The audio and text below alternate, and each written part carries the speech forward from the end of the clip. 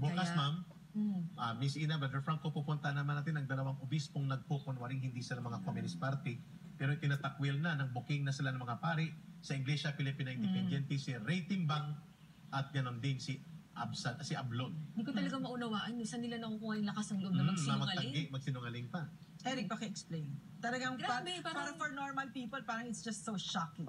Yeah. Ang kakapal Itong ng mga pagtatakip mukha. at pagsisinungaling na Yeah. tinatanong ni Miss Ina, bahagi po ito ng taktika para sa panluloko at paninilang sa taong bayan. Kasi pag inamin nila na CPP, NPA, NDF involved sila, Miss Ina, itatakwil sila ng sambayan ng Pilipinas. Pero wait lang, may nabanggit na rin tama about Bishop Alminas. Tama ba? Si Bishop Alminasa ngayon ay nagbukas na makipag-usap at mapakinggan ang side ng government.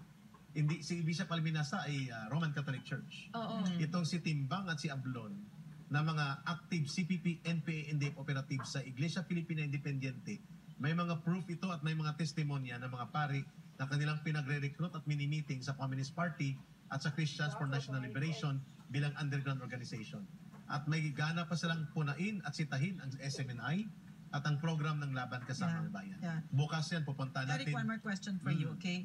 Si Baba, si Renato Reyes, napakatagal na niya sa CPP, Oo, no? ma'am, mga 25 years, 28 years na. Yeah, so ngayon lang natin nalaman itong kasong ito. So it's possible that this is not the first time that Possible. Renato Reyes has done this. And the likes of him. Yeah, and the likes of him, no?